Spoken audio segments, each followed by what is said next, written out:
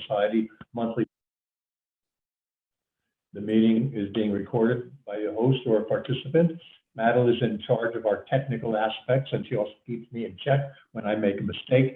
She's the one I go to help me get corrected, but she's also the technical guru for all of this. So she's got it. So you can click got it, and it goes off your screen. But I want to start by asking if there's anybody here who's new to our meeting. Has anybody not been with us before? Is anybody unfamiliar with the First Coast Freethought Society? And if you are you willing to share that and show hands? Anybody? Everybody's. Sydney, hello. Nice of you to join us. Mario, Marie, it says Marie, not Mario. Mary Wall is with us. Linda, Alex. We all, your mics are pretty much muted right now. So if you wanted to unmute to speak in response to me, please do so. I'm actually very curious. And what I'm interested in is, how did you hear of us if you're new to us? It doesn't look like anybody's new to us. That's fantastic. All right, that's great. I think Alex put in the chat that he's new or she's new. Say again? Alex in the chat, they say that they're new. Chat. Oh, I'm sorry, I missed the chat. See, this is why. All right, Alex. Thank you, Madeline. Just as I was saying, I'm new. All right, Alex. All right. Well, Alex, if you're interested in sharing how you heard of us in the chat, please go right ahead and do so. You may be aware that we're an organization who prefers science and reason over religious dogma and fanaticism. And that's generally our bent on life. And what we are doing is trying to create an organization. This organization is in its 24th year. We're trying to maintain an organization that's been hitting the road for 24 years, and we're looking to reach out to new people as we can. So if you can share with us how you heard about us, I'd be interested in learning that as well, Alex. Thank you, Madeline, for pointing that out. And I'm now looking at the chat as well. All right. So but this is a little bit different. We attended, or they had a thing called the Freeflo. Freeflo. I don't know if you can see this or not. Maybe not. Hey, Ken, with your background, it doesn't show up at all. Is that better? That's better. Yep. Yep. Okay. This is their program from Freeflo, which was held March 4th and 6th in Orlando, Florida. And it's the Florida Humanist Association Conference of Humanists. And several of us were able to attend it. And I thought it might be a good idea, as did Jeanette, who's our program coordinator, to share some of our experiences with attending the Freeflo Conference. Some of you were there. I know Mark and Carrie were there. Jeanette was there. Fred was there. Madeline was there. Some were not there. That's fine. And this is the first time I was able to attend, and I was very happy that I attended. For me, it was a good time, well spent. And I'm willing to share my experiences with that. But I thought we might go around the room and ask, like, Jeanette to lead us off, if you're willing, Jeanette, to share your experiences. Then we can go to others who are willing to share their experiences. Because not everybody was there. We weren't there representing the First Coast Freethought Society. We were there as just humanists trying to support the humanists of Florida. I went to get the T-shirt. I went for the T-shirt. Flying spaghetti monster. So Jeanette, you want to share a few words about this, and we can open up. This is going to be more conversational than like a speaker talking to us and waiting. So if you got something to say or something to ask, raise your hand, or either virtually or in person, whatever, and we'll get to you. Well, go ahead, Jeanette. Well, first I want to say I was totally blown away by the experience. I will say that I missed several of the speakers. Mark and I volunteered to manage a table for the Recovering from Religion organization that we do some volunteering for. And so we were, if it got kind of busy at the table, I would stay out with the table. So a couple of the speakers I missed, and then I had to scuttle home, and I missed Seth Andrews, which was one of the reasons I actually went to the Freeflo. So I was really sad that I missed him, but I listened to his podcast, so I have a very good idea of what he's on. Like, and I bought his book and got him to sign it for me. So yay! But I think one of the most amazing things was there were several speakers that I really wanted to see, and I did get to see. And one of them I was actually kind of disappointed in. Mandiza is a speaker I've actually heard on multiple occasions. And there's something going on within her organization that I thought she probably, I didn't think that it was appropriate for her to bring it up in that particular venue, in the Freeflo venue, because she's got so much thoughtful insight on the African American community and religion, and that's where she's just a brilliant speaker in that regard. And I felt like she failed to connect in that regard with the audience, but her organization was there and well represented, and I thought that was good. I went to their table and was able to talk to several of those individuals, and it was really, really nice. There were a lot of presenters with tables there. I was really surprised at how many people actually had set up displays and were giving away a lot of stuff. But No Illusions was one of the best speakers ever, and I genuinely enjoyed that. There was Dr. Oh, now I can't think of his name. Hang on.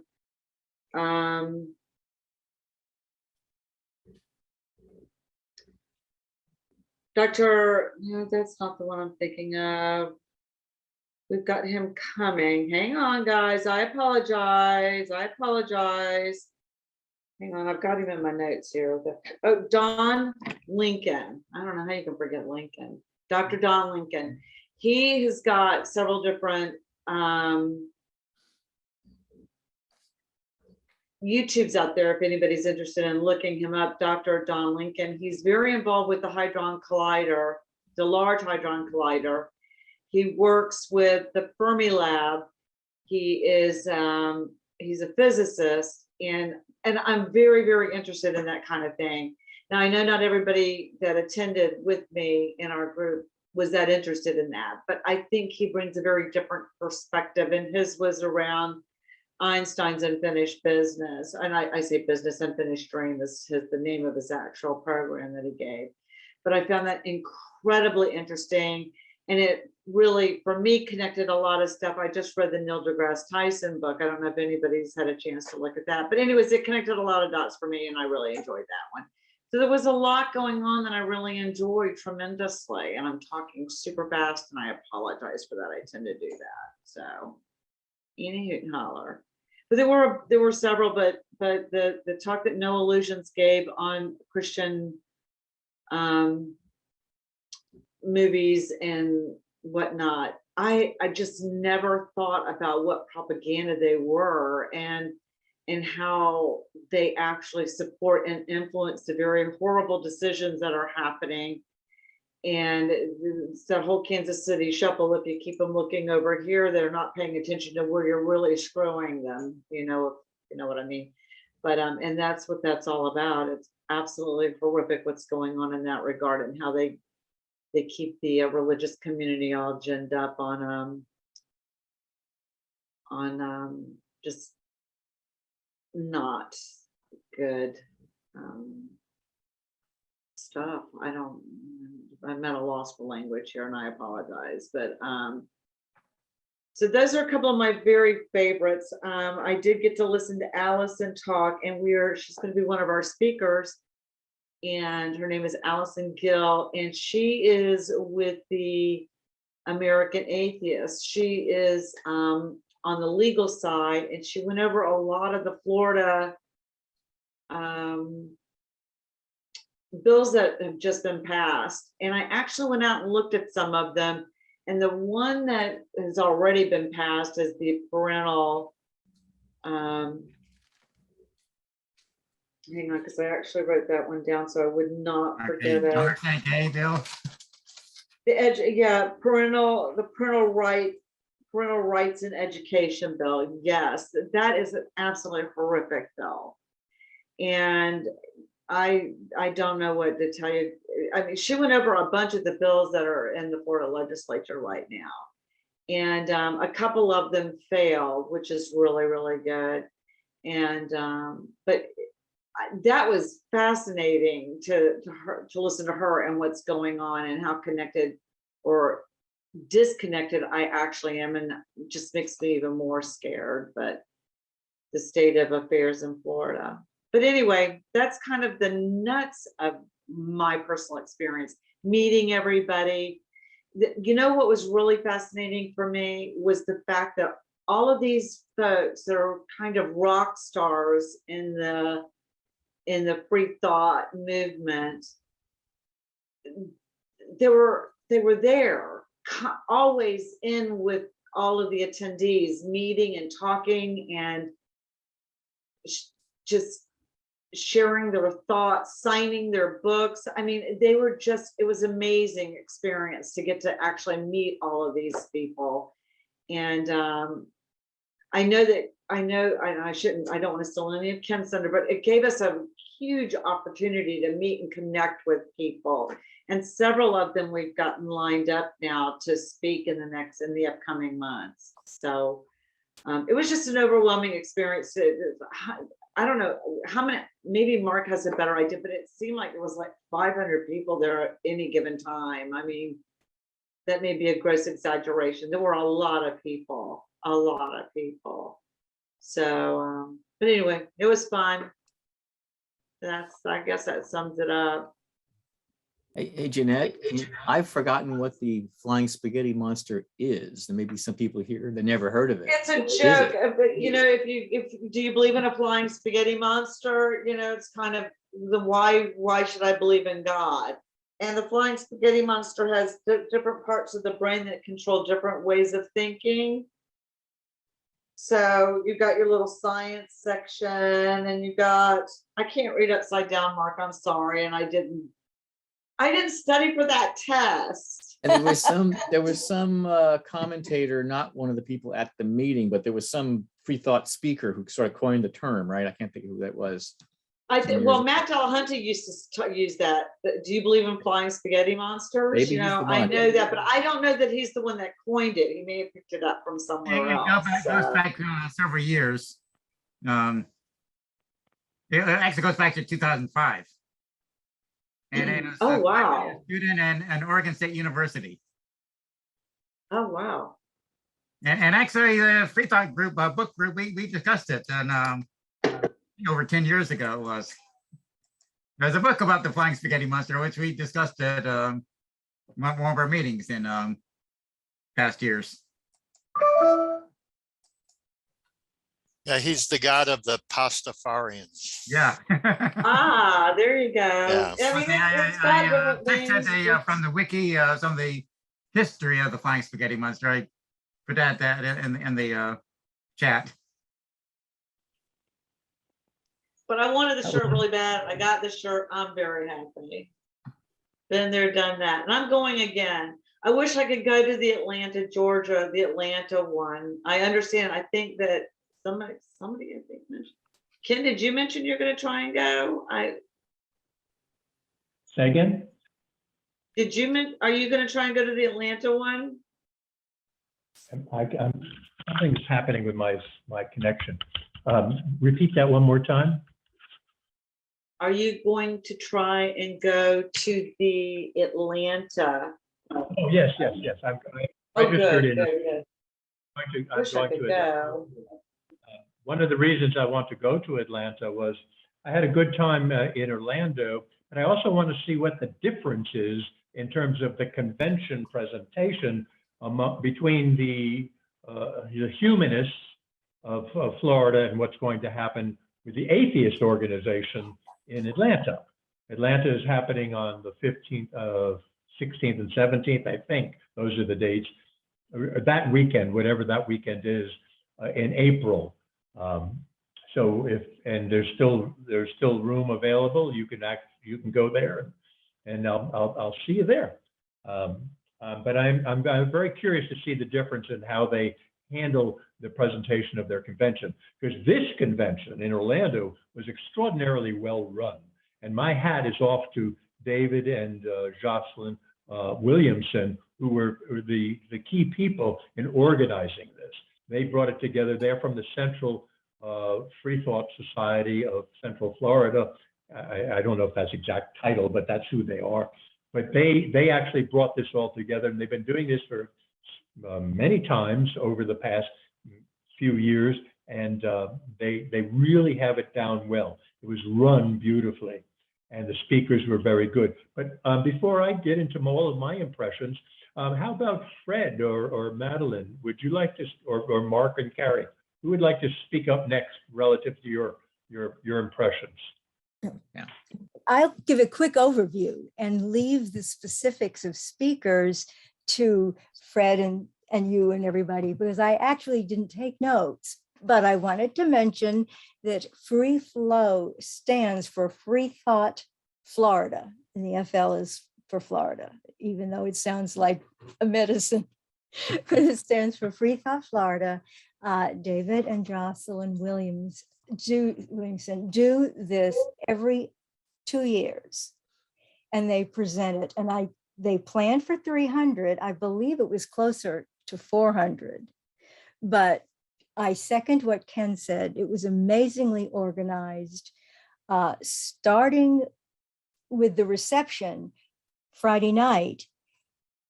Everybody, all the attendees mingle with the speakers, and the speakers are real people and accessible and friendly and real normal people, like warm, and it was very nice. And they kept it organized. They kept it on time. Keynote speaker was good. The political woman was scary because it was legislation, that far right legislation that's not what we like to see passed. There was a lady from Camp 42 who was very articulate, explaining how they create learning opportunities for the kids who go to that camp. And she stressed the importance of curiosity, stimulating curiosity in little kids' minds, makes them learn for the rest of their lives. And it was just top-notch, like national level speakers. And we've got a bunch of them, thanks to Jeanette and Ken, that we are going to be offering for the First Coast Freethought Society.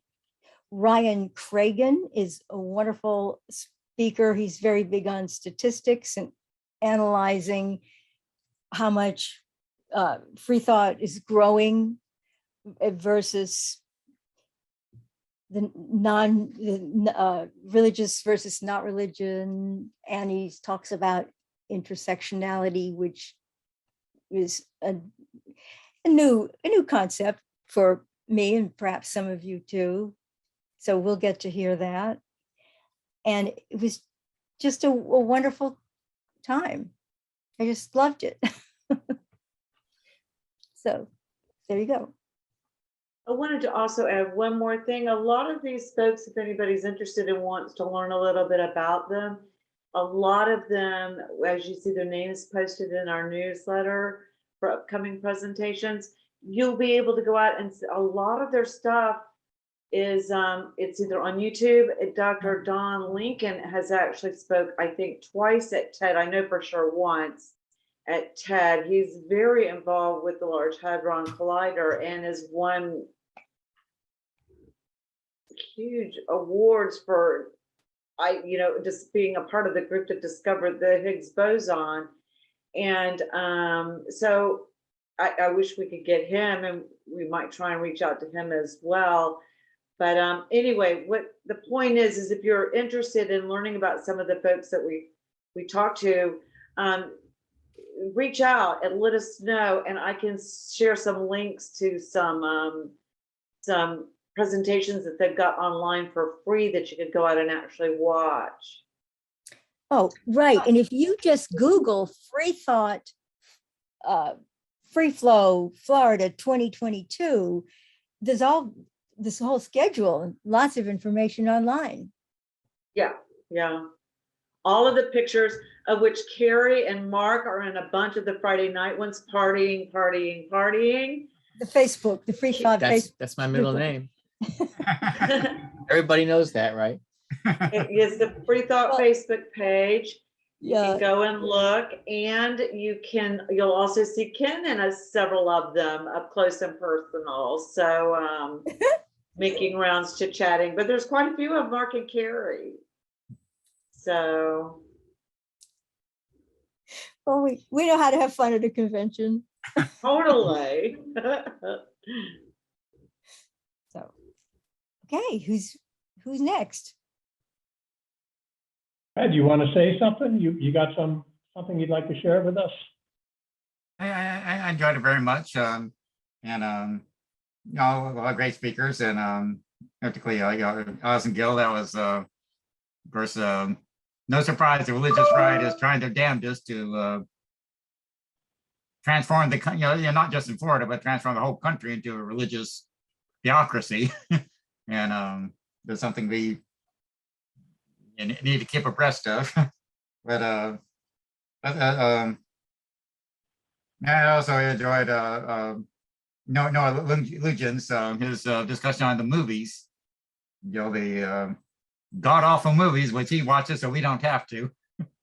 But some of those are Pretty scary. just his impression on them and how they're used as propaganda, and now it's really radicalizing a lot of people and over the last few decades. And I think people are a lot more radical now than, well, some have been always radical to some degree, but the internet is just increasing the radicalism. I think that's something that some reasonable people need to be aware of too. And then I think a couple of last speakers there, I think Jeanette may have missed, she had to leave early. I'm not sure about Alice Gregson was very good. And then James Croft on his humanism and hell. And now how his, he's been deeply troubled by all the stuff that's been going on the last few years. And he's a humanist minister, and I forget which state it was in, but talking about how just the Trump's election, and then just the the war in Ukraine and all these other things, which just trying to keep a positive attitude in very troubling times. It's like an something I can really easily identify with is that he described his struggle with that and trying to maintain a positive attitude and keep on going and trying to keep pushing for humanism and reason when there's so many people pushing against that, and not just in the US, but around the world, really.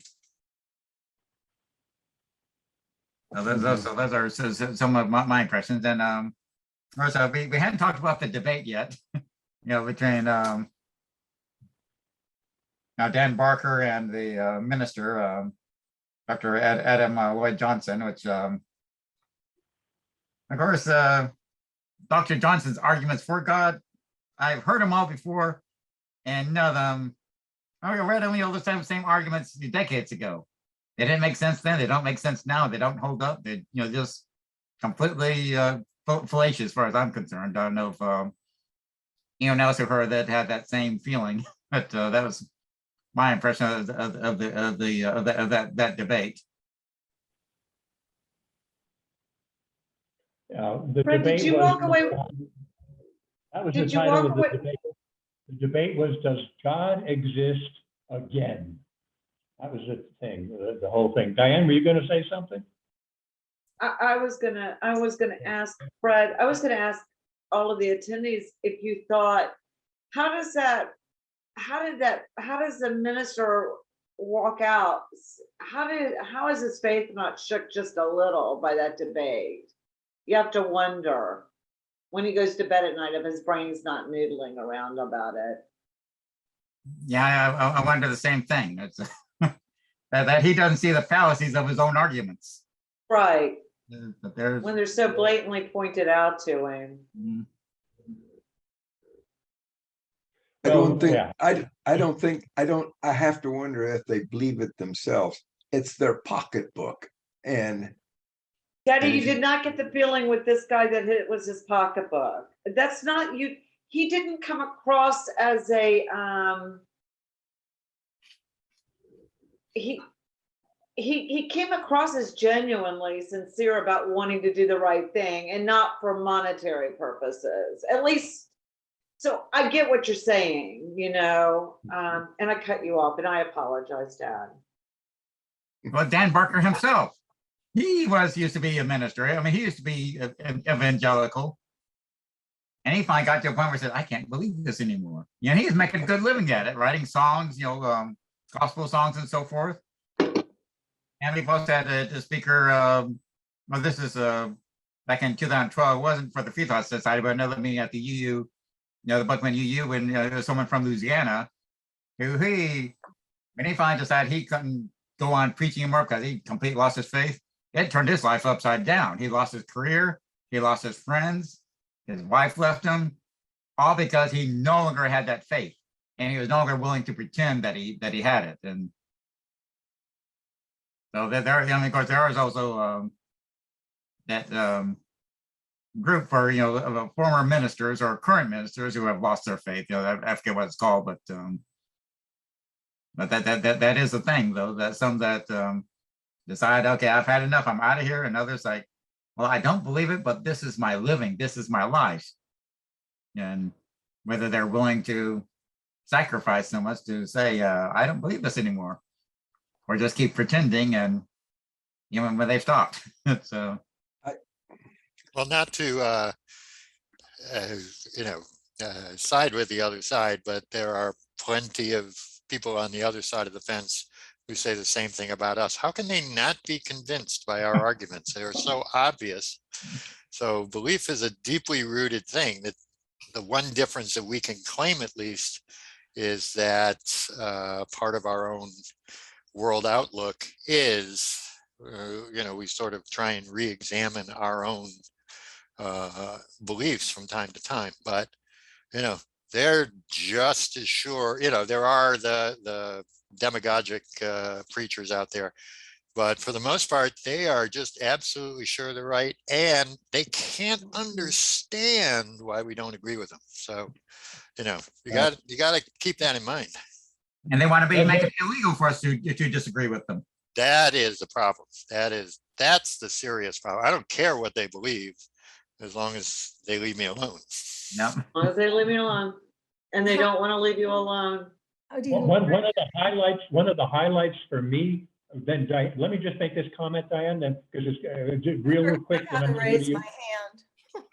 Okay, raise your hand. All right, I see it. But one of the highlights for me, and piggybacking off of David's comment, was, you know, they have the same angst maybe towards us, maybe animosity, but they have the same heels dug in that maybe some of us have towards them. But one of the highlights in the meeting was when Carrie Wenwick was sitting in the audience, and she decided to bellow out to the entire group.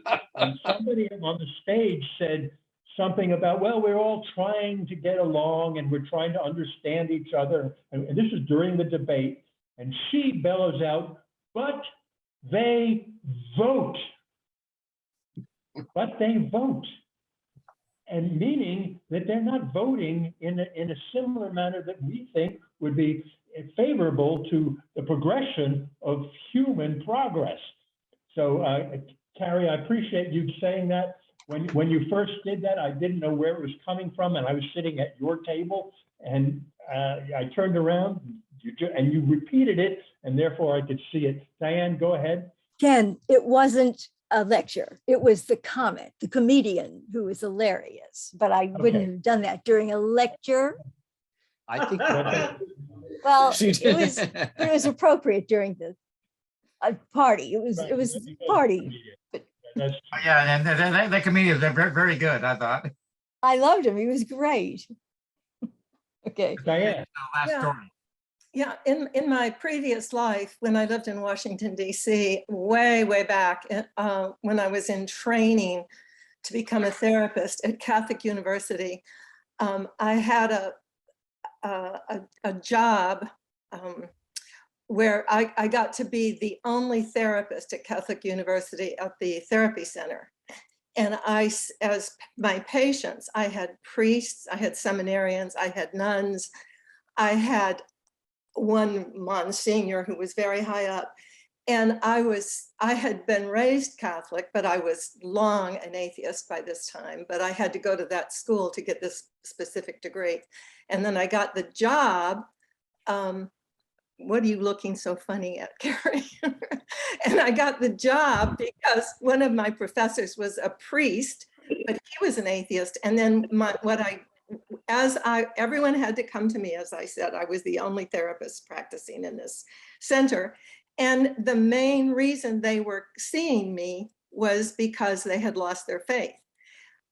That was the main complaint. It wasn't, two of them, it was seminarians who wanted to know how to come out as gay to their mothers, but the rest were all there because of a crisis of faith. And it was a very interesting practice for me, as you can imagine, having been raised Catholic.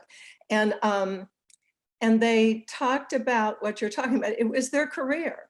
I mean, they were now, this was their work, what they did every day. And the other thing that was very interesting to me was just how many affairs were happening between the nuns and the priests on their retreats. There were a lot of. Were you able to help them? Oh, well, yeah. I mean, you listened. You think it would help to talk to me? That's amazing. That's Yeah. I mean, I even fascinating. had two gay seminarians they decided they weren't gay anymore because they had a crush on me. I said, no. What you don't understand is all patients get a crush on their therapist. It doesn't matter about what what kind of sex. But anyway, but then I had, in my rest of my work in Washington, I had 3 of my very best friends were very high up rabbis, like in the committee, going to the White House on committees and things like that. And I got to be very good friends with these 3 rabbis, and they were all atheists, but they were leading synagogues. One of them had founded 3 synagogues. And so I got this inside look at these, holy people who were all atheists. Now, of course, those are the ones that came for help. They weren't all of them, I don't know what the sample size should be, but it was very striking. And they talked about how they became priests or nuns or rabbis. And they talked about who in their family had ordained them, like their grandmother or their mother or whatever. It was very interesting for me, a former Catholic. Diane, how long have you been an atheist? Since I was 9. Since I was really? 9. I did not realize when we worked on the Obama campaign, 16 years ago now, that you were an athist. Well, I didn't know you were either. People That's don't. crazy, isn't it? I would have enjoyed knowing that. I would have even loved you more. No, you wouldn't. Yes, I would have. I would have even loved you more. You're an amazing woman. And you couldn't. I remember you talking about Catholicism. I did not realize you were no longer Catholic. Oh, I was never Catholic. I mean, I really, if you're a 9-year-old, I was raised in North Dakota as a 9-year-old, and the church was so ridiculous. It's like I learned there was no Santa Claus when I was 5. And by the time I was 9, I figured out that, it was all just the same kind of thing. I thought, oh, if there weren't boys, they probably wouldn't have Santa Claus or God. They wouldn't have had to create this idea, you know, someone's watching you and keeping a list and checking it twice, and you're going to go to hell, or you're going to get coal in your stomach. Wait, You know, what's this about Santa Claus? Wait a minute. Hold on. I think humankind had to create Santa Claus to keep little boys behaving, and to keep, this is what I thought when I was a little girl, and because I had all these brothers and cousins, and I thought, oh God, they had to make up Santa Claus so the boys would behave, and then they had to make up God so the men would behave. You know. I had, since we're on the subject, I had a long time ago, I was taking a conversational Spanish class at University of New Orleans. And one of the people in the class was a very young priest. I think he had been ordained like 2 weeks before. And somehow we were talking about Christmas, we were talking about Santa Claus, and he was talking about how wonderful it was to be able to teach little children about Santa Claus, because it prepared them to believe later on in God. Exactly. So you have this, you know, jovial, avuncular guy who gives you good stuff if you're good. And so you're prepared. And he didn't see the problem with that, you know, because it doesn't make sense either way. So you teach one thing that doesn't make sense to make it possible to believe in another thing that's just as hard to believe in otherwise. And, you know, it was, I was astounded when I heard that from the priest. So. Well, what I did, I had 2 little boys to raise, and I was an atheist. And so when it was Santa Claus time, they were like 4, 3 and 4, 4 and 5. I would take them every year to see as many different Santa Clauses as we could see.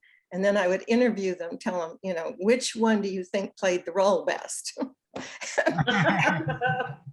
Which did the best job? And don't tell the other kids at school, because their parents will be upset if you tell them. But, you know, so that's the way I handled that thing. But yeah, it does prepare kids to believe in God. Santa Claus does, I think. So. Well, I think except for the kids realize, wait a minute, those kids were really rotten, horrible kids, and they got all these great gifts. And I think it's because their parents were rich. My parents are poor, and I was a very good kid. I got nothing. No, well, that's why it's so easy to figure out when you're 5. You can figure it out. Yeah, and you say, this is a farce. Yeah, you figure it out. And if you're being raised Catholic, it's easy to figure out the Catholicism as a crock. I mean, it's just so patently ridiculous, you know. Well, you know, that's interesting to me, because I agree with, obviously, with you, Diane, and everybody who thinks it's a crock, until you stop to recognize how successful they are at their thievery and their lies and their corruption. Yeah, well, I had a special case in that my mother was divorced and living with her new husband. And so she was living in sin. I also had the very sad thing happen to me when I was 4. My sister, my baby sister, was run over and killed.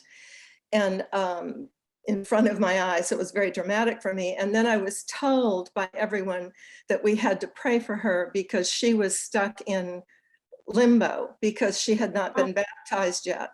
And I was told she could never go to heaven. And there was nothing we could do but pray for her.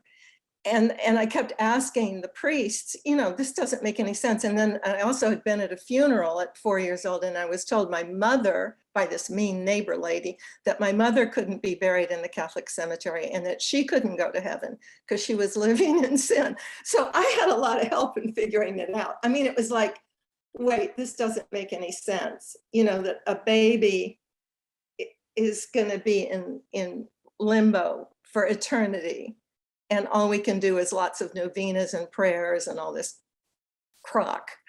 And so, and the priest and even the visiting bishop told me, yeah, that's true. Your mother can't be buried in a Catholic cemetery, which seemed like a huge injustice to me. And she can't go to heaven unless your real father dies first. Then she can, you know, redeem herself. go to confession, whatever, go back. So it was all just such BS that it was easy to kind of see through it. Plus, they couldn't tell me who the Holy Ghost was. But Now, with that logic, did they ever explain what's the purpose of praying at all? If praying isn't going to change anything, then why pray? well, it was just insane. Yeah, but I was a little kid, Yeah. It was, yeah, and everyone was praying. We did novenas for my sister all the time. But yeah. Fascinating to me how many organizations, how many ideologies, how many social constructs want to get to our children and teach our children. Because if we can get our children to believe what we believe, we're going to have a better world. Yeah. It doesn't matter whether you're an atheist or a Catholic or a Marxist or whatever it is, we want to get to the children. Right, like DeSantis. But what's ironic, what's ironic about that though, Ken, is that when I was little, I wanted to believe in a God. All of my friends in the neighborhood, I grew up in Jacksonville, I wanted to be a part of what they were doing every Wednesday night and every Sunday. I just could not, they could not answer the dumbest of stupid 5-year to 7, 8-year-old questions. And they would tell, and I was told, my friends were told not to bring me back to church. I mean, that's pretty pathetic. If help me get there. And they couldn't, the ridiculous, as an 8 and 9-year-old, I could see the ridiculousness of it. It's crazy. And then I couldn't understand how my friends could not see the ridiculousness of it. Sydney wants to say something. Sorry. Sydney? You're muted, Sydney. You're muted. He's good. He's good? Okay, I'm not hearing him. I can't hear anything.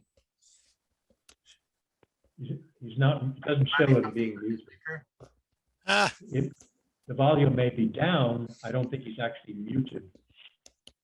okay. No.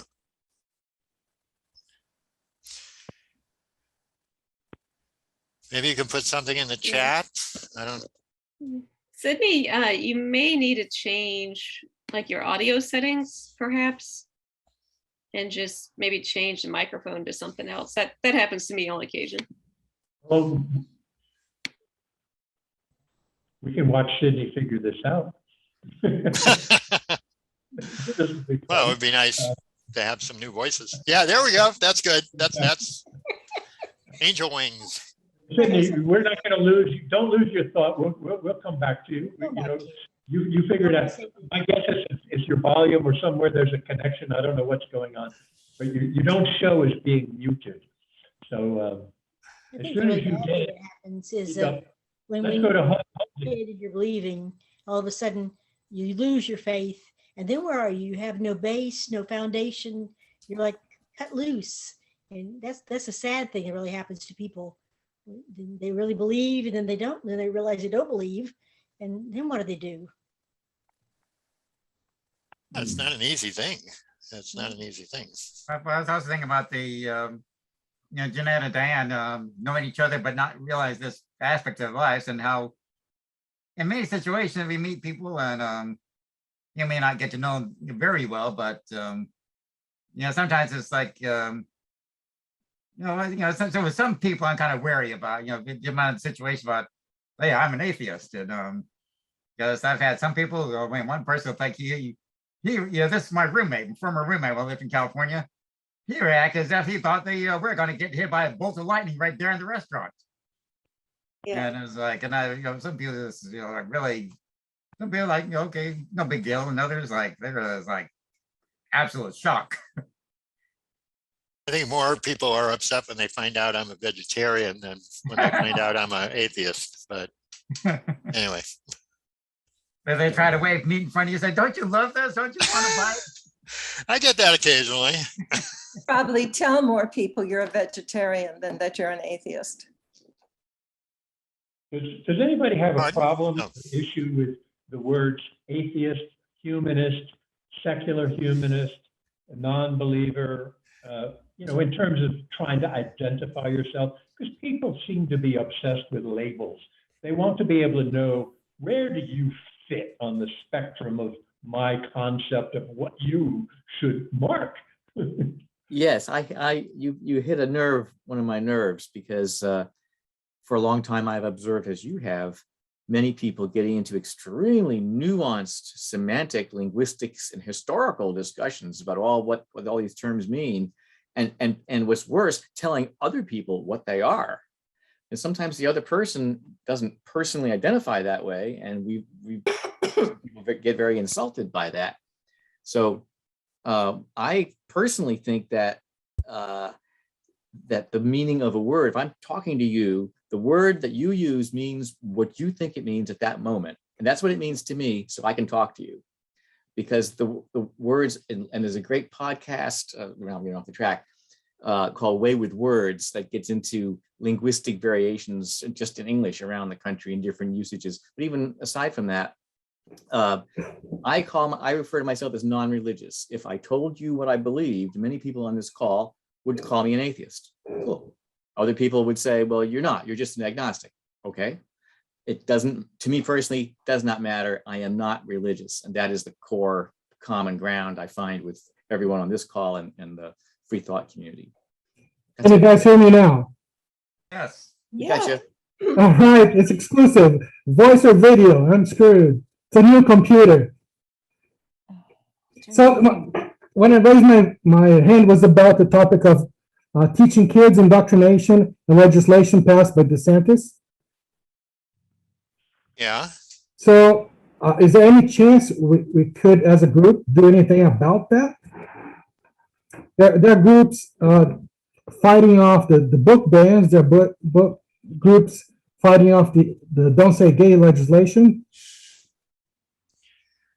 Well, some of the things we on the website earlier on, we had put up some information about contacting legislators about the issues, and we listed some of the issues according to the Florida ACLU that were of interest. But I think Jeanette said that some of the people who are involved in fighting these things are going to be talking to the group in the next couple of months. So, they will probably have more concrete ideas. Next month? In April, we have Allison Gill. She is Right. a legal representative and policy coordinator for the American Atheists, Right. national. And she'll be speaking to us directly, and we'll have an opportunity to ask her. And she's very well versed on the various state problems that are happening across the country, as well as just in Florida. So she can talk about Texas, she can talk about Florida, she can talk about a lot of things because she's got a national perspective. She'll be with us in the middle of April, whatever the date No, is. Chrissy Stoops is in April the 18th. Who? Chrissy Stroop. We booked Chrissy Stroop. And who is she? Oh, that's right. I'm sorry. You're right. Allison is in May. You're right. I made it. Yeah. Right. Allison is in May. That's So correct. we're starting to put up stuff on the website about, things like legislation and other things that free thought people might want to do. And we're going to have some speakers who are involved in this, who should be able to tell us how we can support the effort to challenge these laws, because probably by now it's going to be a matter of the courts since the session is already over. So, Right. But here's the thing, we don't have to have all the wood behind only one arrowhead. We can have multiple things going on at the same time, right? Who in this group has a copy of The God Delusion? Who has a copy of The Selfish Gene? Who has, any book that could expand the mind of children that are not allowed to read books just because they're listed on the local public school list of banned books? And that's another bill that they have to have all the local schools publish what books they're banning. So every locality in Florida that has different books gets to copy what else got banned elsewhere. Well, some of us have in the past occasionally gone to hearings at the school board when some parent was challenging a book, you know, in order to be there to make sure that the procedure was followed and to talk if something came up. So, you know, we have to be on top of that and be able to know when those things are happening. But, you know, we're making an effort to try and get the website to have that information. We've also given the invocation twice before city council. And I've spoken before the school board a few times. And so if you're really, we have an advocacy page on our website that you can see some of the links that we feel like we want to get behind. So we have some activism, not as much as I would hope, but we're not docile by any stretch. Yeah, as soon as Madeline teaches me what I'm doing wrong, trying to update the website, we'll have more stuff. But we're meeting tomorrow. Once we David, we're going to break the internet. Yeah, I don't believe you guys remember me, but I was in this group before. I moved to California and I moved back. I mean, Fred Hill. Welcome back. Yeah, thank you. Fred Hill even edited my visit to Ken Ham when he came to preach in Jacksonville. If you guys remember that. That was a while ago. Yeah. So I'm back and I'm looking at what I can do to keep Florida progressive. And I'm just a little frustrated.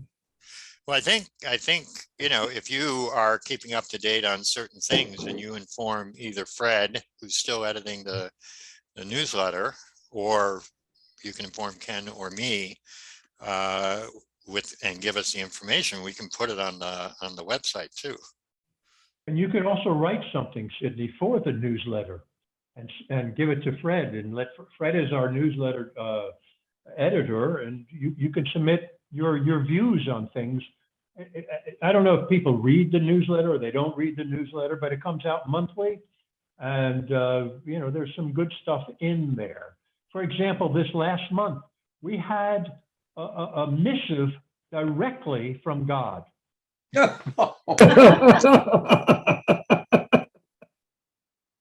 True. Which one? True. So, you know, pick up your copy. It's in your email box, and if you don't get it in your email, you can go to the website and you'll see it there. All right. God wants a word with you. The Holy Spirit compels you to get a copy. On our website, under the newsletter tab. Okay. Our website. But if you know stuff, keep us informed. Yeah, please. Yeah, we're interested in what you've got to say. Let's Madeline, you haven't had an opportunity to share your, experience over the Orlando weekend. No, I'll kind of reiterate what everyone said. It was a really great event, very well organized. It was nice to be around hundreds of people like you. That was just kind of reassuring. I talked to a lot of just regular attendees, so that was nice.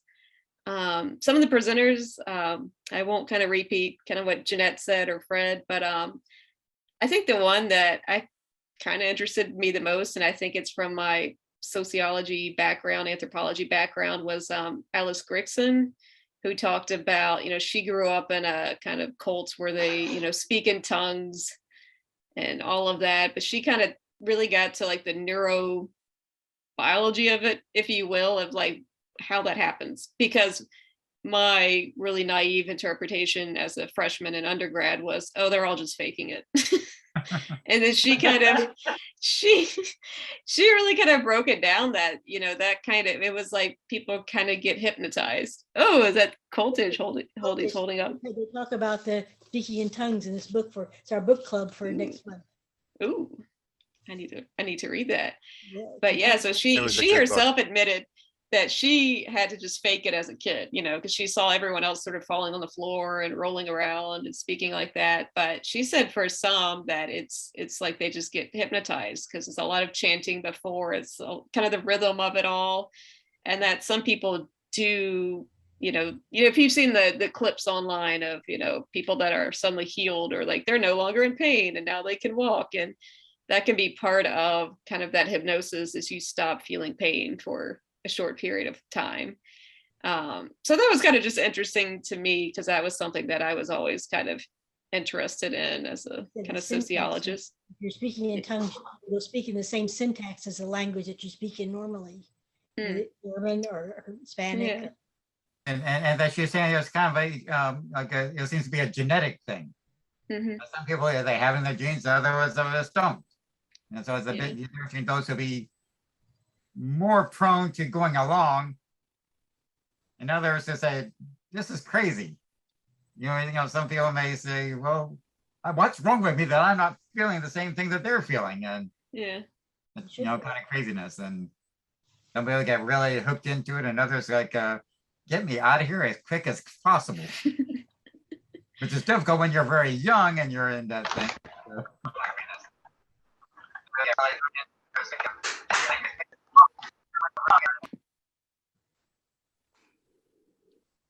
I don't know. It sounded like that said something for a second, but I didn't understand it. Yeah, That was a message from God. Somebody was speaking in tongues. Which God? But yeah, that kind of heartbreaking. It reminds me of the Blues Brothers. What was that? Blues? We're on a mission from God. That was their line everywhere they went. And to wreck a bunch of cars. Right. Any other comments about what we saw? I'm going to share this. Let me see if I can figure out how to do this. Can you see that? Yes. Yes. It's not all. It wasn't all Yes. just serious stuff. We actually had a trivia game where we were on a table together. Some of us, Madeline, Fred, and a few others, we had about 8 people to a table. There must have been 6 or 7 tables. We came in 4th, and the category was the 80s. So the answer number 1 was cosmos. I'll bet everybody in this room can tell me what the question was if the answer is cosmos. What was Carl Sagan's program? Exactly, something like that. It was a call saying who wrote, exactly. And then some of them were movie oriented. And obviously we did not get them all, but we had a fun time doing it. So that's one thing to share.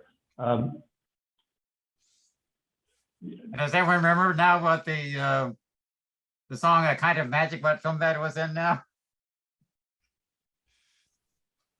I missed that, Fred.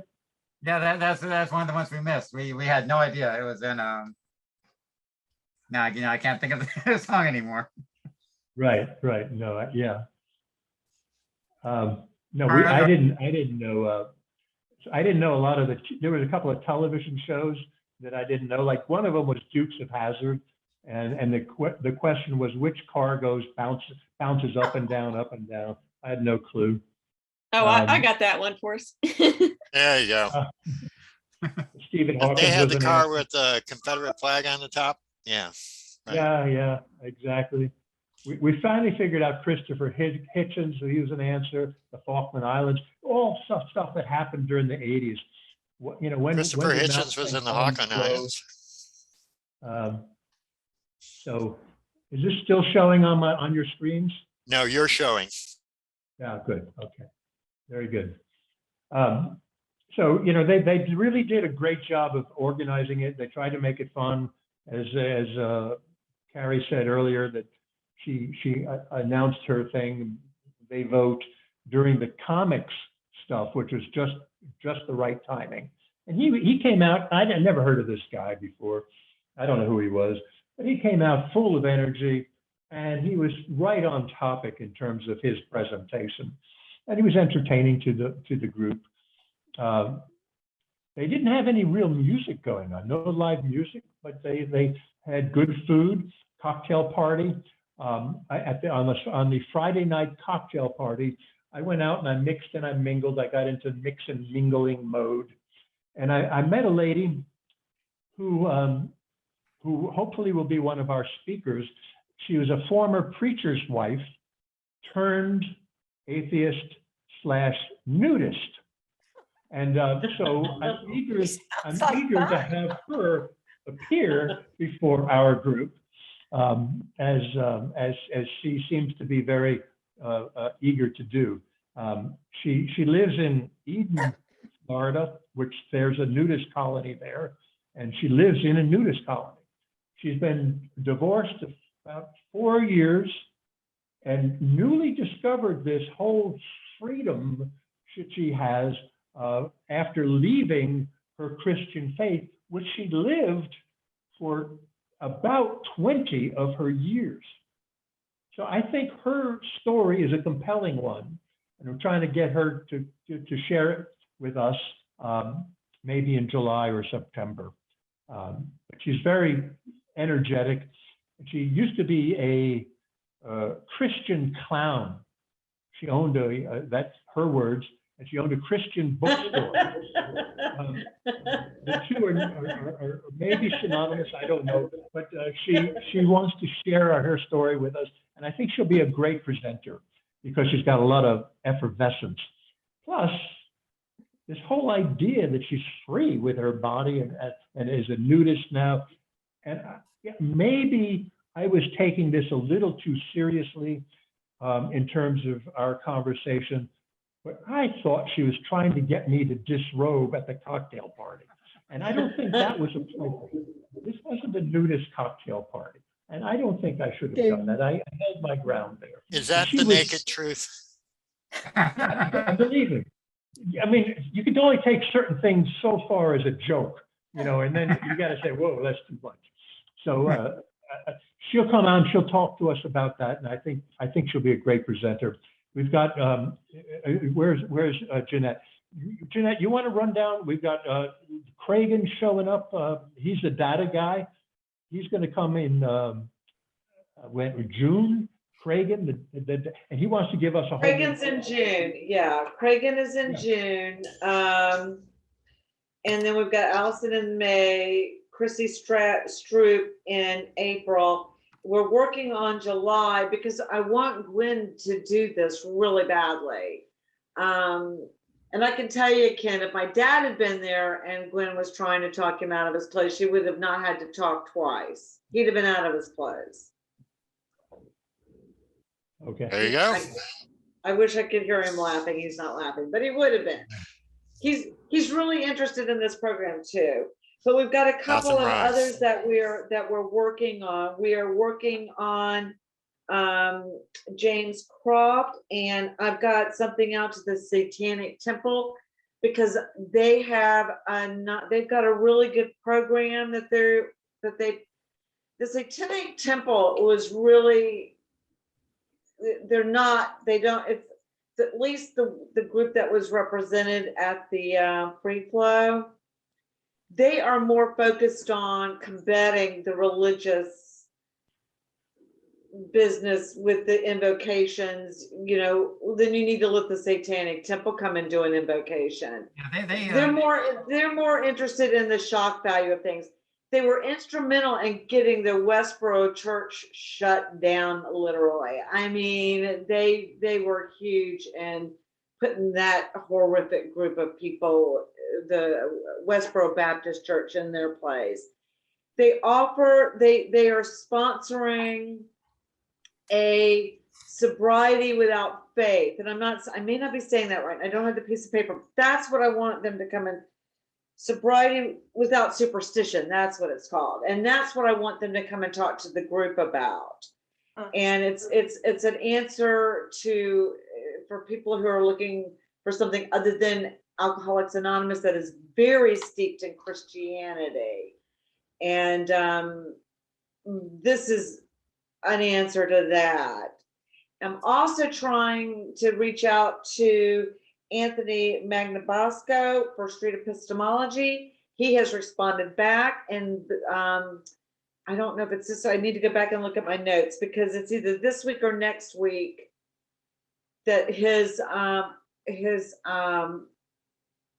board meets, and if the board approves, he will do the presentation on street epistemology. If anybody's at all interested, I sincerely suggest going out, Google street epistemology, YouTube, and he is all over the place. And he's got some great YouTubes out there just talking to people about religion. He goes to college campuses primarily and just talks to students, you know, and it's fascinating. And he doesn't ever raise his voice. He doesn't ever become argumentative. He just asks questions. What's his name? Anthony, and I'm going to spell it for you because I may not be saying it correctly. Magnabosco. It's Magnabosco.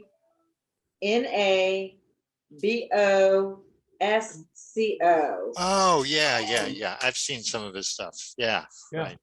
So he has actually responded to us. He's actually responded to me, and he's expressed an interest. So I'll keep everybody posted on that.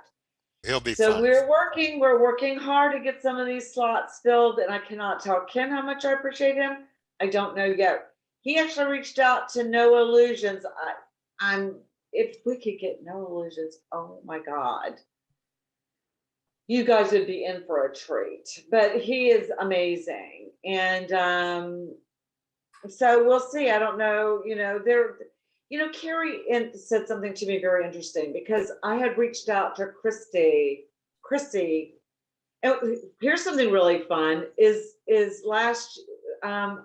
I finally got her booked, and turns out that Madeline has read the book and is all excited. I go, yay, I'm so glad. And I've asked Fred to try and get it on a book club, so maybe we can get some books sold for her. But anyway, I had reached out several times because she had done the interview circuit last year, and never got a response back. So this fourth try, she responded within the same day. I mean, within 3 hours of it. So the only thing I can think of is that when I was telling Carrie about it, Carrie said, Jeanette, sometimes their emails just get overwhelmed and yours is not the first one on the top and they don't get to it. And so persistence. Kim is always saying, don't give up. And so I need to just remember to stay persistent. So I'm working, you guys, I'm working. You're doing great this year. You're doing great. Well, only because I went to Freeflo and met all these people. And I mean, Mark is the one who suggested trying to reach out to Anthony, Magnabosco. And I just, he'll never even reply to me. And he did. So what can I say? I'd like to also say on the Satanic Church, there's a film that came out in 2019 called Hell Satan or Hell Satan, the question mark about that. And it was a very fascinating group because they don't really worship Satan. It just kind of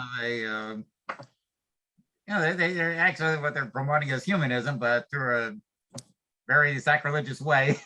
So it's shock and awe. Through the shock and awe. Lady Godiva on the white horse. Let me try to share. It sounds like we got a few good things lined up. So if I can, let me try to share this one more thing. I don't know if this is going to work. Let's see. Do you see that? Mm-hmm. Yes. All right, that's the group who was at this convention. And if you look down here in the front row, not with those children, but just behind the children, you see Carrie and Mark.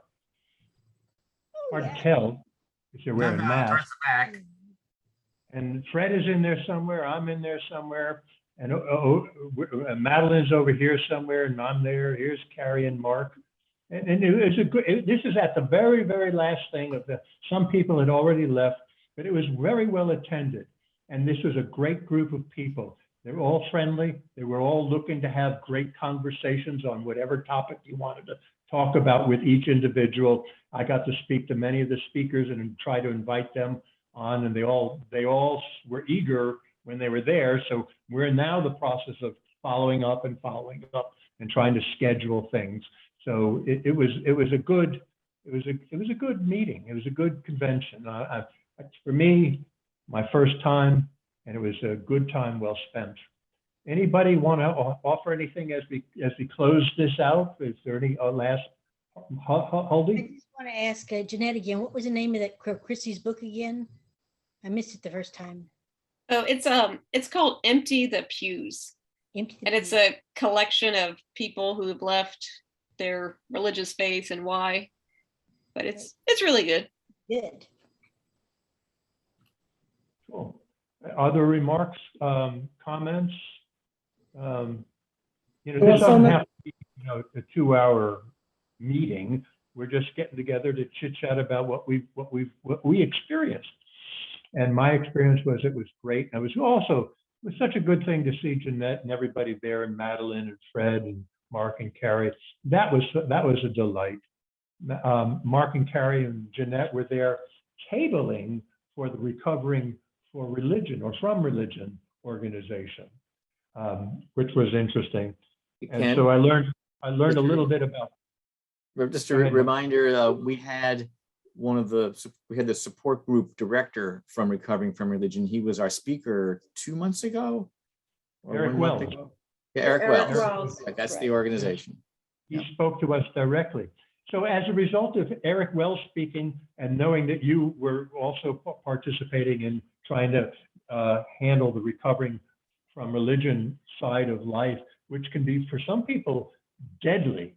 If you're a Muslim, it can be very deadly on a number of personal circumstances. I decided to call the hotline, the Recovering from Religion hotline. So I called, and I was hung up on, or I was disconnected at first. So then I said, well, all right, phone company glitch or whatever. So I called again. Click, click, click, wait.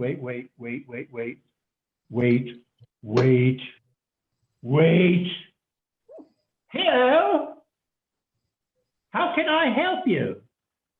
And I said, oh, I'm calling, is this the Recovering from Religion line? She said, well, how can I help you? Wouldn't answer that question. I said, well, I'm trying to reach the Recovering from Religion people. Where am I reaching? You're reaching the UK. Oh, I'm calling, and I'm in Florida and she's in the UK. And I'm thinking, wow, this is amazing. This is really quite an interesting network of people globally. And Mark later pointed out to me that there's pockets of people around the globe that they have. And she eventually acknowledged that yes, she was the Recovering from Religion person. And I told her I wasn't having any crisis. I just wanted to see how you answer the telephone. So, but they don't answer the phone. Hello, this is the Recovering from Religion hotline. How can I help you? How may I help you? And I thought about that. And I thought, why wouldn't they do that? And I thought, well, maybe the answer is because if there is somebody in a deathly situation and somebody is following up on a phone call because they found their cell phone and they're suspicious and they make a second call back to that organization, they don't want that person who could be doing harm to the initial person knowing which organization they called. That's the only thing that made sense to me. I asked her and she said, well, this is the way we were trained. Hey, Ken, I will check that. That's a really good point that you just made. I will check with the training, because I don't do the telephone thing. I do Zoom support group meetings. So I don't know, but I will check the training on that, because that's an interesting question. I'm just making a supposition here. I don't know that. She didn't know. Yeah. She just said, this is the way we're trained. And this is the only, after I thought about it, I hung up and all that. I said, I wonder why they don't answer that way. This is the only thing that made sense to me. Yeah. So I'd love to learn what you learned. Yeah. She said that's the way they're Hats off to trained. that organization. Diane? Yeah, I don't know. Oh, wait, I'm still muted. Am I mute? Wait. We hear you. You're okay. You're okay. Okay. So Ken, you opened way early. You said something about how you were curious how people found out about this group. And I wonder if you guys have spent lots of time on how you would expand and outreach, because I sit here and I hear these great speakers that are coming along, and you know, just to us, I mean, we, you know, I've heard all these people on the, I love the YouTube Freethought.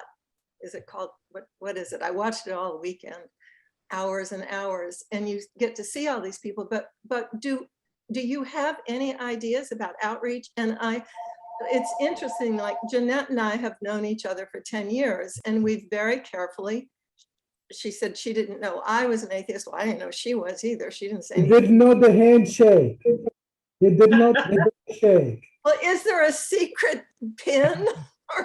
I mean, you know, there's the flag pin, and there's, I mean, we should, and have you tried here in Jacksonville to ever expand? I mean, it's very lonely to be an atheist. Every time I do tell someone I'm an atheist, I have to go through this whole ordeal of them saying, don't you mean to say agnostic? You don't really want to be so bold to say atheist. And I say, no, I really mean atheist. And I find agnostic an offensive term. But you know, but what have you done, and what can we do? I mean, to get more people, get some younger people, because it's very lonely to be here. Well, Diane, let me just say this. I'm not bashful about telling people if religion were to have come up between us. But it doesn't. We're so careful for it not to. It doesn't. But you'd be surprised that if somebody is, I should have figured out. I don't know why I didn't figure out, Diane. I mean, as well, but I don't go around. I do have a fish on the back of my car. People have noticed that, the fish with feet, the Darwin fish. Yeah. People have noticed that. But they don't know what it means. They don't know what it means. They know what ACLU sticker means, and you know, they know what, you know, I'm for Hillary means, but they don't know what that means. I mean, Diane, mm-hmm. How did you hear of the First Coast Freethought Society yourself? I looked, I searched. Online? I was a lonely atheist. Yeah, I lived in Washington for 50 years. I wasn't lonely. Did you Google us? Did you search online and Google us? I searched, and then I went to, you know, yeah, I searched. And it wasn't easy to find. I mean, it's never easy to find anything the first time. But yeah, I'm just, I mean, I think we should have billboards. I mean, Diane, I second Diane on this. question. Oh, wait, Sydney, before I speak, go ahead, Sydney. What do you want to say? I second Diane on this. It's very lonely. It's very hard to find other atheists in this community. It's very difficult if you don't know where to look. I first got in touch with this group via JAMA. You guys remember there was a meetup, Jacksonville Atheist meetup? Yeah. That's where I got connected with you guys eventually. But it's very hard. And you know, in a religious community such as this, when they find out that you're atheist, either you're completely isolated or you're completely isolated. There's no other reaction from them. They pity you, they fear you, all the things that Diane probably is going to fill in a second or two, because I'm sure she felt that, because she felt lonely. I feel lonely. I'm surrounded by very religious neighbors. I'm surrounded by religious people when I used to work in contract in every corporation in this town. It was. But there have to be a lot more of us. There have to be. There are. It's like one of the things that I was thinking about in terms of recovering from religion organization, if you really want to reach out to people, you don't go to an atheist convention. No. You go to where the Baptists are, which is right in front of the liquor store. So right in front of the liquor store is where you're going to find the greatest number of Baptists who are in question, in doubt, and you have your table there and you pass out all your literature. Same with us. But I don't want to convince a Baptist. I don't want to convince someone who's religious to give it up. I just want to find the people who are already, you know, they were 9 and they figured it out, but they don't know how, they don't know how to find us. They don't know we have great speakers and all this stuff. Well, we have. We don't advertise. We do not advertise. But to answer part of something to contribute. In Folio, we had advertised on NPR, and for decades actually doing that. Here in Jacksonville, you advertise on NPR? Yes, and for decades on NPR. And First Coast Do we table? It doesn't mean that you're going to hear it. And that's a hit and miss in terms of who's going to hear it. Mhm. And Do folio we is table? in- Do we have tables at like if there's a festival or something, do we ever have a table? Jeanette We and I. have could tabled in the past. We haven't tabled in the past couple of years because of COVID. There's Yeah. nobody's tabling. We're Right. just now starting to get back together with people. But one of the things I'd like to ask you, Diane, if we Mhm. were to table, would you be willing to sit behind the table? Yes, I would. Jeanette and I I will. would. We've tabled Yes. a lot for other things for the Democrats. Yes. There's a big barbecue on Saturday. I'm going to be working. I'll table there if you want. If there's such of a thing, you know, I am not at all bashful. That's the kind of thing that I'd like to explore further with you, Diane, because we don't just have to go to the religious types of events. No. We can go to the Strawberry Festival. We can go to Totally. a music. The shrimp We can go festival. to the Blues Festival at the The band show at blues. the I'll go to beach. the blues festival. Right, and hear some good music and then pass out, well, you know, the atheist is the absence of theism, so we don't actually have anything to hand out, but we could pass out, you know, our thoughts and our well wishes for people. But just having a presence there, we might be able to get people on our email list just by having a table that says the First Coast Freethought Society at the Blues Festival, at this band shell at the beach. That's the kind of place that we want to be, I think. I think the theme of it should just be, are you looking for us? I mean, not we're trying to convince you of anything, but are you looking for us? I mean, If you like being a human, you might be a humanist. yeah. But isn't it too late? Diane, maybe we can make some more of this happen. Back I about like your 2005, we did enthusiasm. put up a billboard with that theme. Okay, Had a billboard before. we had a slogan, don't believe in God, you are not alone. That's it. Yeah. Freethought You had a Society. billboard? We Yeah. did actually. It's a long story, but because of our NPR ads and our full announcements, our folio ads and our newsletters, at the time we did use a billboard. We didn't get any new members actually because the market was already saturated. Enough people knew about us. Whereas in North Carolina, they had a billboard display thing and they had 200 people come to their first meeting. The Fred Edwards group, what was that? Yeah. Well, the Coalition of Reason, Yeah. just very quickly, Diane, we didn't have to pay for this. We were just the people on the ground. There was a wealthy benefactor in Pennsylvania who set up a nonprofit to do this around the country. To So do billboards? Yeah. they it was the Coalition of Reason. They Yeah. paid for it. We just did the legwork. So that didn't actually help us very much. In fact, we had lots of hate mail, lots of I'll pray for you because we website. Oh, you know, well, pray for you. Too bad you're going to hell. And a truck ran into the billboard. We Perfect. found, right. We found that the NPR and Folio brought us the most people to our meetings and new members. But you're absolutely right. We haven't been reaching out, I guess, lately because of COVID and because monetary, because advertising is expensive. No, COVID, yeah. And today's news is it's coming back. Did you guys see it? No, Yeah. let's hear it Yeah, for no, Zoom. It- So we do have a meetup page yeah. and we list our meetings there. And you're on the newsletter mailing list, of course, now. Mhm. Yeah, but But I'll go back to Diane's comment about this. Reaching out to younger population is also very important. You know, people that listen to NPR and professionals, they are able to drive themselves to Strawberry Festival or a music festival. They might already be too far gone. They're old. They already reached their own conclusion. But the teenagers are the ones that are ripe to question things. Still, we may not be able to reach kindergartners, but the teenagers are the ones that are willing to read the forbidden book, you know? Why aren't we the ones providing that? Why aren't we providing answers to the questions that they have?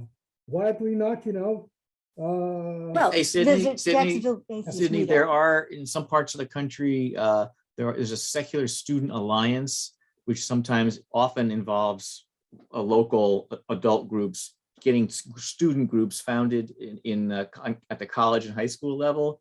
Mhm. In general, high school kids don't want to hang with us. So you're absolutely right on. If you want to start a group at UNF, let's do it, or sponsor one. But But we also, really, that's the way we could do it. there Have is you ever seen? a group called JAM, Jacksonville Atheist Meetup, Mhm. where He's in it. the younger people come. Yeah, we're Not gonna. Let me, Ken, you know what, this About has that? raised a thought though. Wait, Ken. Yeah. If we were to do a table, I think what we would need to do is we need a one sheet of paper, maybe something that's got, we need to hand out something to people. Emphasizing the separation of church and state is the Emphasizing this and the fact that we have a secular Sunday, we're going to be getting, What we going- would do is try to encapsulate in print form what's already on our website. And that's an easy thing to do, put it into some sort of a brochure. We've got all exactly, the information, but we just need to put it into a form that we can pass out. You know what we could exactly with our logo. we could advertise some of these hot speakers that are coming along. I mean, Totally. like the movie guy. I mean, that would be interesting to a lot of age groups and people, and or whoever you've got lined up that are really good speakers. I mean, you could just say tune in and listen to the speaker. They don't have to come to anything. It's free. You emphasize there's no cost. And just check it out. And maybe we could have a list of the speakers. Jeanette could make a list of the schedule. And maybe no one would tune in, but. No, you're right. And as we know them, we put them on our website. One of the things is we're talking, months in advance sometimes.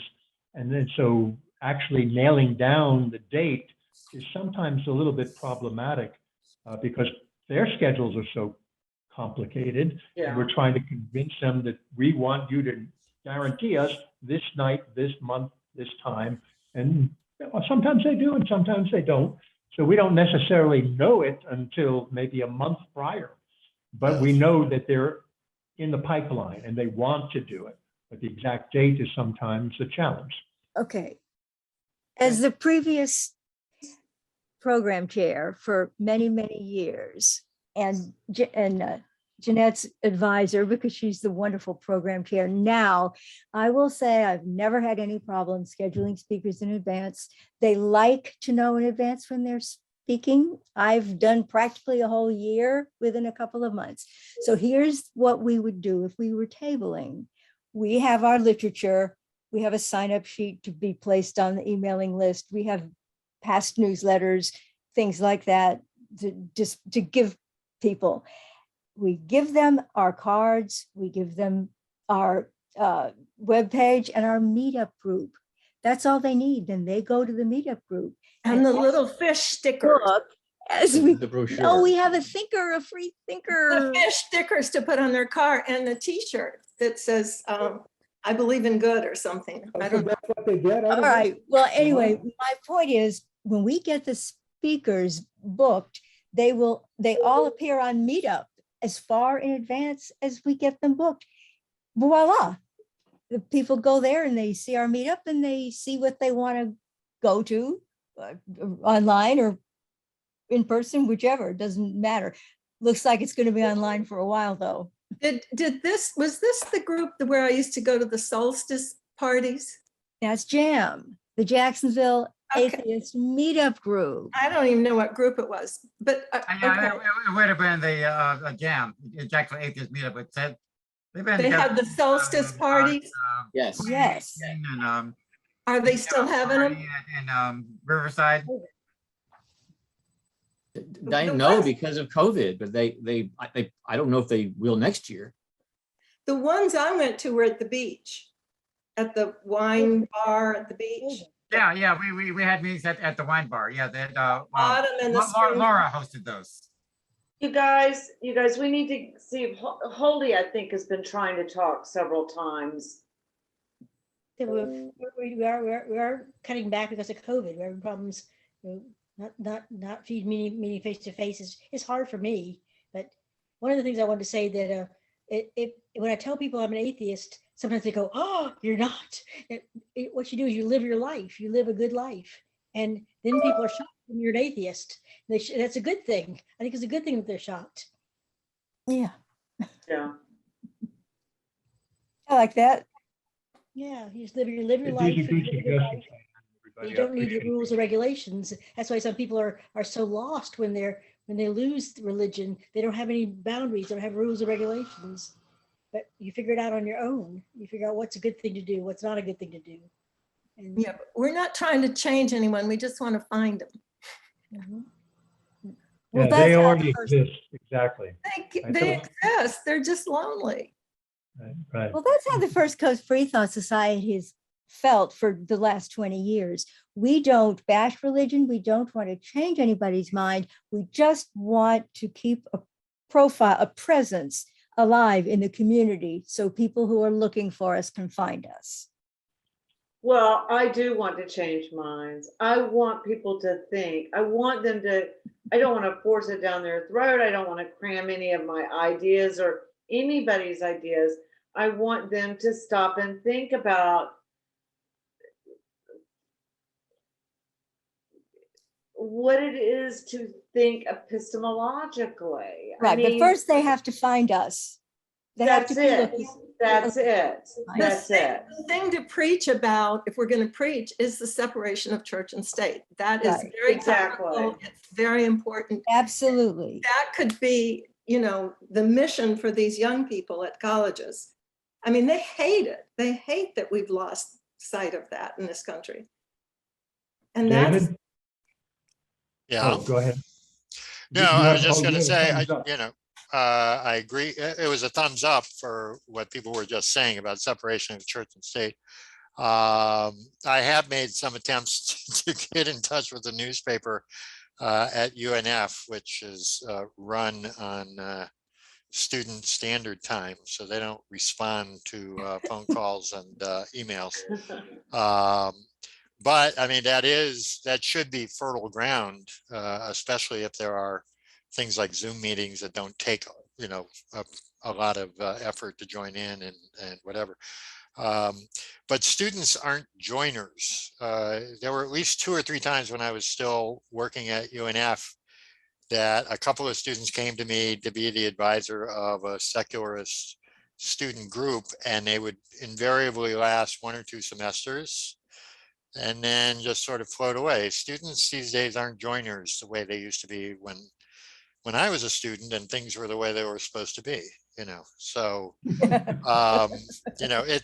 it's not just an effort of reaching out, it's an effort of learning the right way to reach out, which I haven't learned yet, but I'm gonna keep up my efforts to connect with people at UNF and JU. So they might attend a good debate though, if we had some really big names and had a hall and, right. Or a good speaker. A good speaker would be good. And I think you're right. The separation of church and state thing does matter to them. That's probably more important to them than are you an atheist? Are you an agnostic? Are you a skeptic or whatever? So we might try and fashion our message along those lines. But and Christians believe in this separation of church and state. well, some do. Some do. There's the congressional group that's about that, and they're Christians in that. Yeah. No, there are definitely some good, reasonable Christians around.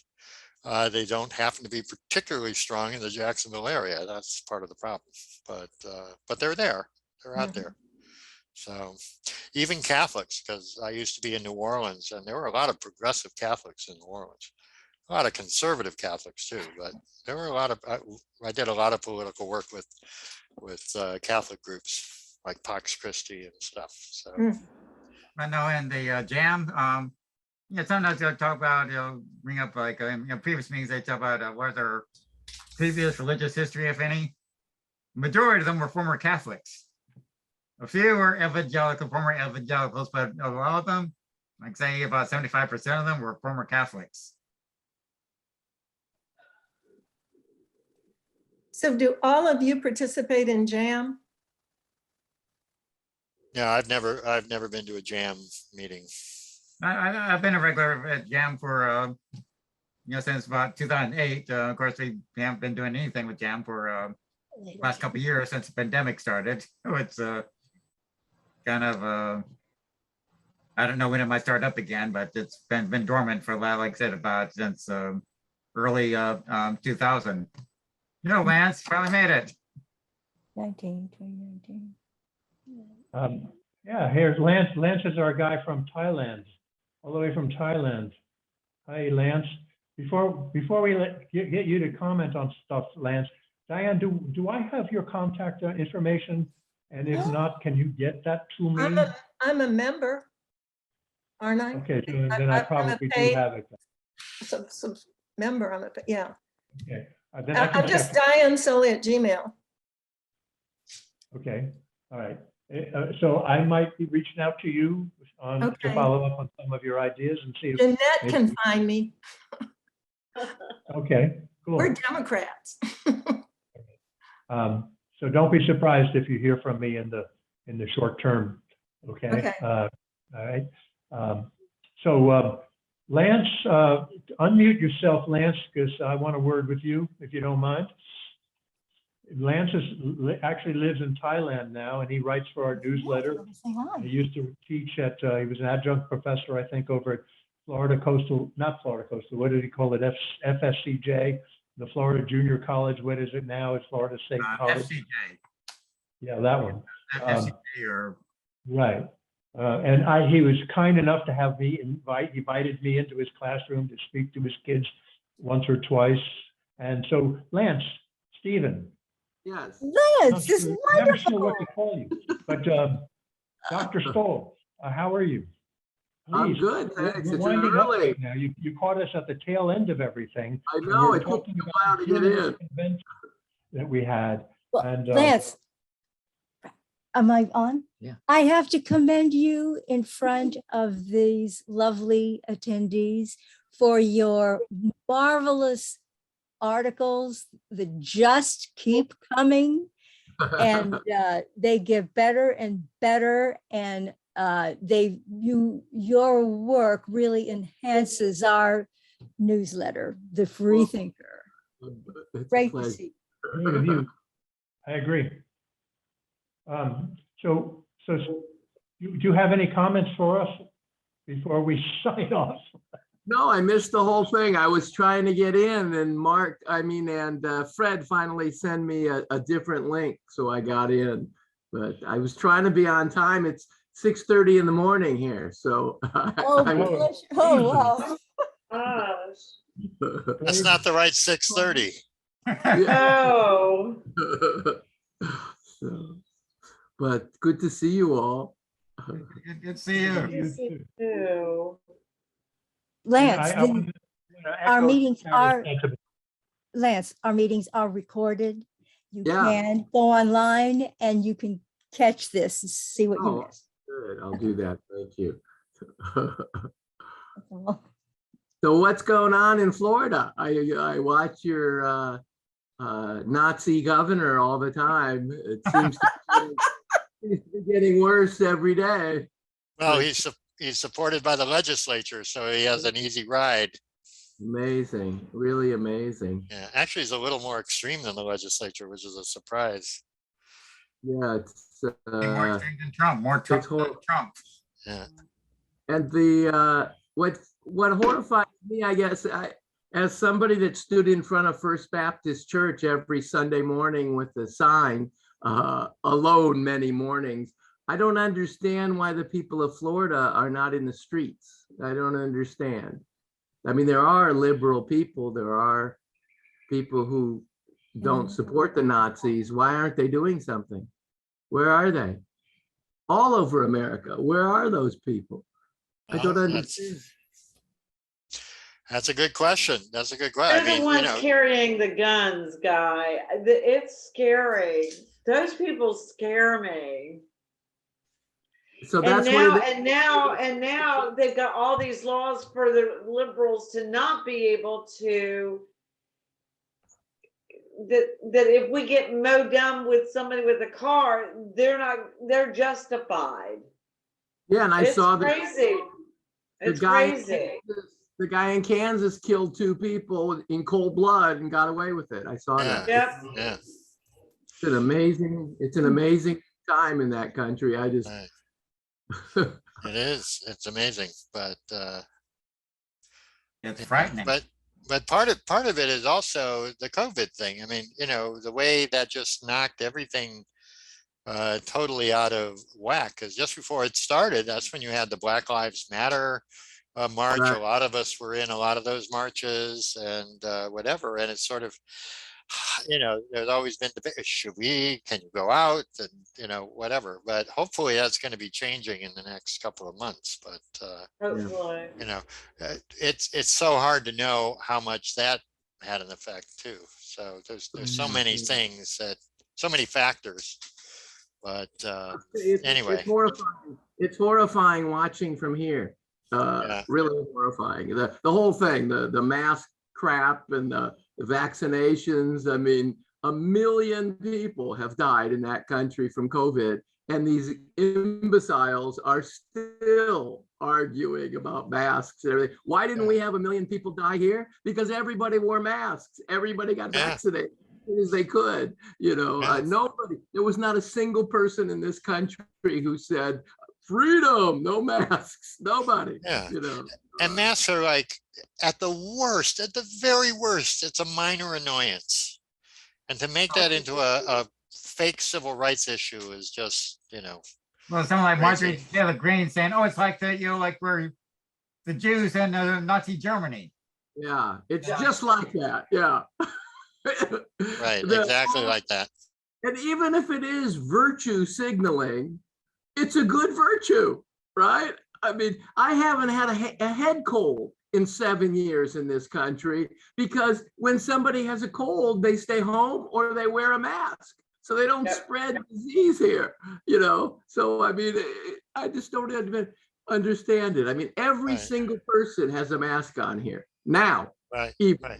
Every single person. You go out in public. I went out without one the other day and I felt naked. I mean, I needed one. No, but I remember being in East Asia, in Japan and Korea and Taiwan in 2002. And I was surprised at how many people were wearing masks. And this is before it was even an issue of any kind. But, apparently people, when they are sick in Japan and in Korea, they wear a mask. Because they give a damn about other people. In this country, people don't give a damn about other people. It's my right and you're taking my rights away because I have to wear this. That's a sacrifice. That's not a sacrifice. That's an annoyance. I have read in Tokyo, it became a kind of necessity years ago, decades ago, because of the massive pollution there. The air is very bad, and many of those big, extremely popular cities. Same in Bangkok, a lot of people, as well as in China. Air pollution is very horrible.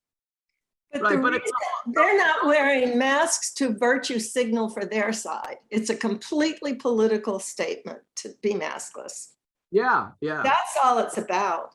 But it's not just political. It's such a big fuck you to everyone. Yeah, it's not that they're not afraid of the germs. It's just that they are damn well not gonna, it's like saying I'm for Trump. And I think we should have T-shirts that said, yes, drink the bleach. I agree with that 100%. Listen, before everybody hangs up and before Ken wraps, there are several people in our group. I want to make sure that everybody has had an opportunity, if they have any questions about our free flow experience. I know there's several people on here we have not heard a word from. I don't know if they're still on or not. would anybody like to, does anybody have any questions about any of our discussion today?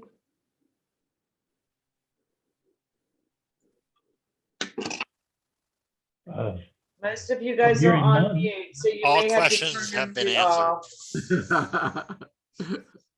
I just wanted to make sure we've had a lot of, I mean, I'm bad for talking too much, so. Yeah, we have some talkers. I mean, I'm not one.